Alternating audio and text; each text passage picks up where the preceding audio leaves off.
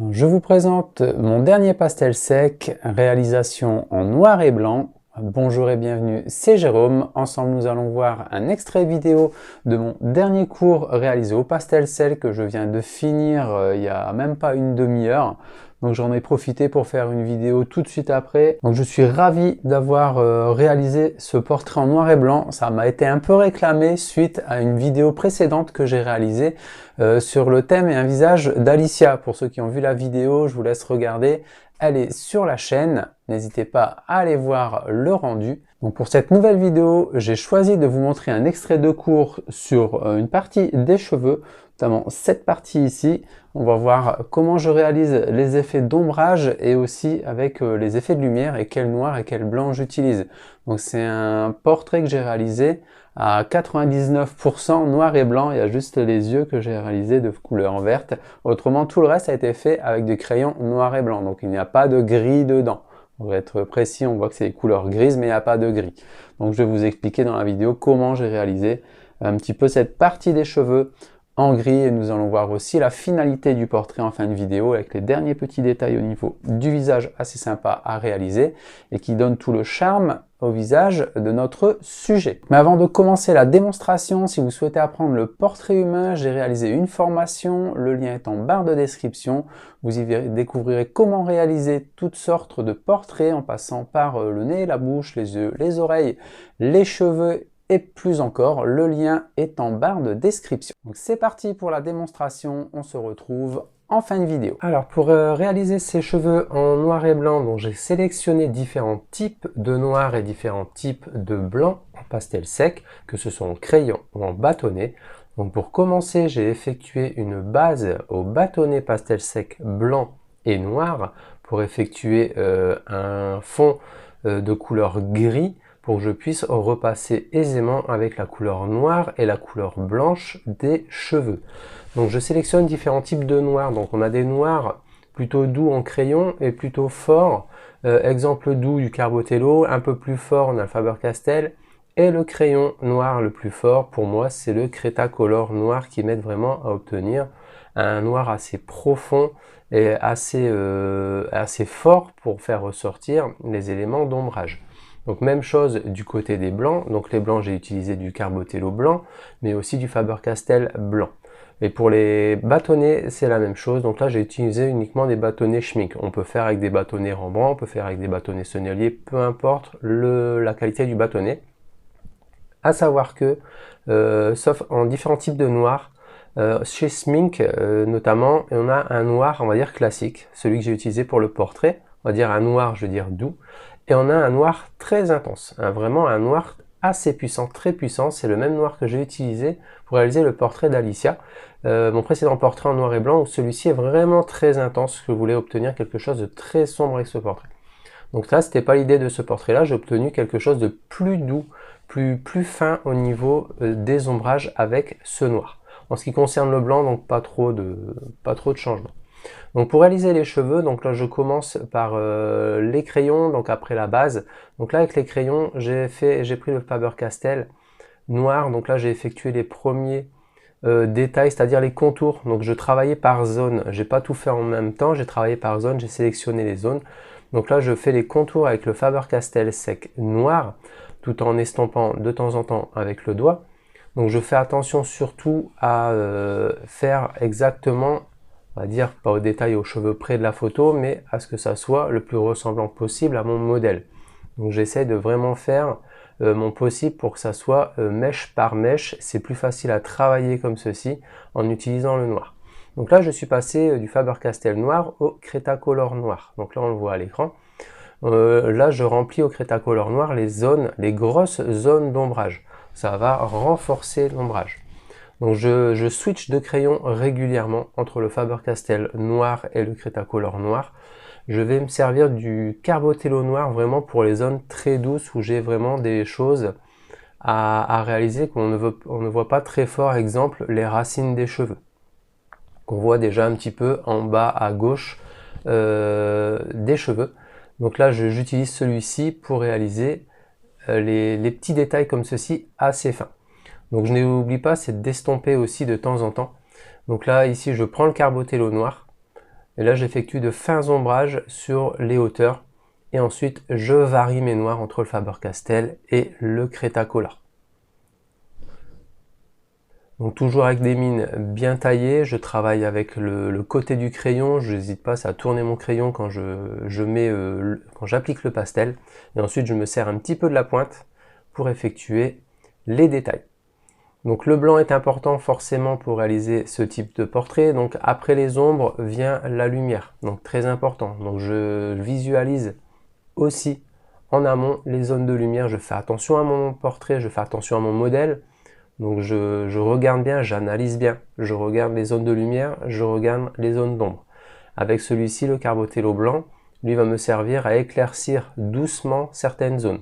Donc en gros, dans les portraits, je ne prends pas de risque. Je ne vais pas prendre tout de suite, exemple, un crayon très fort et puissant en noir, comme le Cretacolor, au peur de me louper et au peur de ne pas essayer de rattraper mon erreur. Donc je commence toujours par un crayon plutôt doux, exemple comme ici, un blanc Carbotello, et ensuite je vais passer à un blanc un peu plus fort avec le Faber-Castell. Donc voilà comment je travaille un petit peu pour mes portraits. Donc dans le cours, j'explique pas à pas les crayons, les numéros, etc. Comment l'utiliser, comment placer, comment obtenir les bons traits bien fins, etc. Donc surtout, il ne faut surtout pas oublier de tailler ces crayons entre deux. Toujours obtenir une mine plutôt pointue. Au mieux, je fais aussi des brouillons sur le côté. Je teste avant de faire sur le portrait, sur le bon portrait. Je fais mes tests un petit peu en forçant un petit peu avec le crayon noir ou avec le crayon blanc. Il y a aussi l'histoire de j'appuie un petit peu plus sur mon crayon, un peu moins pour obtenir des traits plus épais ou plus fins comme ici. Donc là, j'appuie un peu plus sur mon crayon pour obtenir des mèches un peu plus fortes. Donc là, toujours avec le Faber-Castell noir, j'effectue les différents ombrages au-dessus du Cretacolor, comme ici. Ensuite, après le Faber-Castell noir, je vais utiliser le Cretacolor noir pour avoir un meilleur rendu. Donc là, on n'est toujours pas à la version finale ici. On a bientôt fini notre portrait.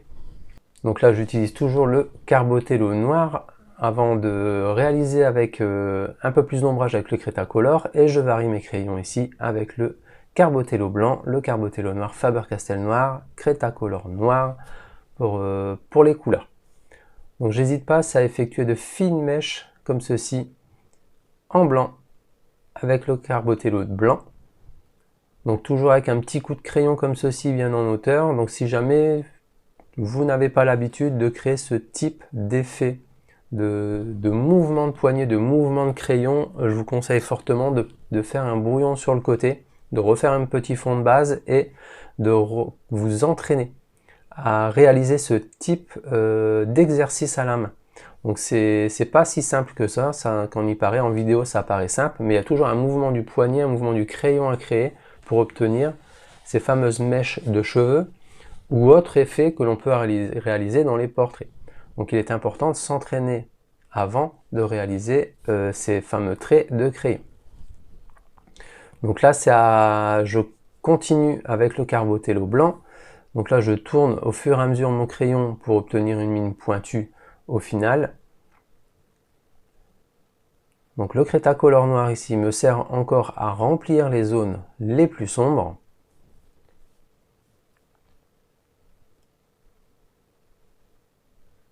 Donc voilà, la plus grosse zone sombre est terminée. Là, je repasse avec le Carbotello blanc à l'intérieur de cette zone. Donc là, je commence à réaliser les petites mèches qui viendront après sur les effets de cheveux sur le dessus. Donc c'est un peu des mèches, on va dire, j'appelle ça un peu flottantes. Donc ça veut dire que je renforce le réalisme des cheveux en faisant cette méthode, en faisant des petites mèches comme ça, un petit peu volatiles. Je le dis souvent dans mes cours, quand je fais des cheveux, je recrée derrière des petites mèches volatiles qui partent à droite, à gauche, un peu dans tous les sens. Ça renforce un petit peu le réalisme des cheveux au pastel sec. Donc une fois que j'ai utilisé mon Carbotello blanc, je passe avec mon Faber-Castell blanc qui lui est bien plus sec, la mène est bien plus dure et plus facile pour relever la couleur du blanc. Donc là, je refais le même exercice que ce que j'ai fait au Carbotello blanc, mais celui-ci avec le Faber-Castell pour renforcer le côté lumineux des cheveux. Donc comme je disais précédemment au début de la démonstration, le Carbotello noir ici va m'aider à obtenir les fins cheveux que l'on trouve à la racine ici, donc très finement. Donc ici, comme tout à l'heure, hein, comme je disais, les petits mouvements du crayon avec le poignet, donc ça à vous entraîner sur le côté, sur un brouillon pour ne pas vous rater. Donc c'est vraiment très important ces petits mouvements de crayon là pour obtenir de fins traits et de fins détails pour vos pastels. Donc c'est bon pour les pastels secs en portrait, même en animalier, en paysage ou autre. C'est vraiment des petits entraînements de crayons comme ceci qui peuvent faire la différence sur vos tableaux.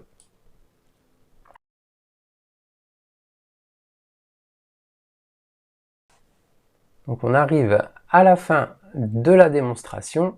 Donc là je termine un petit peu la base des cheveux avec le Carbothello blanc pour effectuer plus de détails et plus de finesse sur le bas des cheveux. Donc, toujours en tournant mon crayon.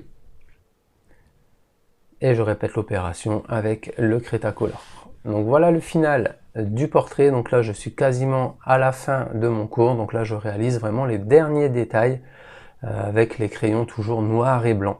Donc il n'y a pas de gris dans ce tableau, c'est vraiment tout en noir et blanc. Donc là je fais les derniers détails, un contour du visage très finement avec le Carbothello noir. Donc je fais attention à relever très légèrement les couleurs sur les extérieurs mais aussi à l'intérieur du visage. Donc là à la fin du pastel je règle vraiment tout ce qui est problème un petit peu ombrage et lumière. Je relève un petit peu toutes ces couleurs mais très finement avec le Carbothello noir. Donc voilà ce qui termine cette petite démonstration. On se retrouve tout de suite. Donc voilà, maintenant vous savez comment réaliser des cheveux au pastel sec en noir et blanc de façon réaliste. Donc si ce sujet vous plaît, le cours est disponible, le lien est en description. Donc voilà ce qui termine cette vidéo sur cette démonstration pastel sec en noir et blanc. Donc n'hésitez pas à vous abonner à la chaîne, à enclencher la cloche pour ne rien rater sur les prochaines vidéos arrivant sur la chaîne. Et je vous dis à bientôt dans une prochaine vidéo au pastel sec. N'oubliez pas, si vous souhaitez à votre tour apprendre à donner vie à vos portraits, je vous invite à cliquer sur le lien en bas à gauche de la vidéo, à vous abonner à la chaîne si ce n'est pas encore fait et découvrez les cours et formations sur le site célinevasseur.com.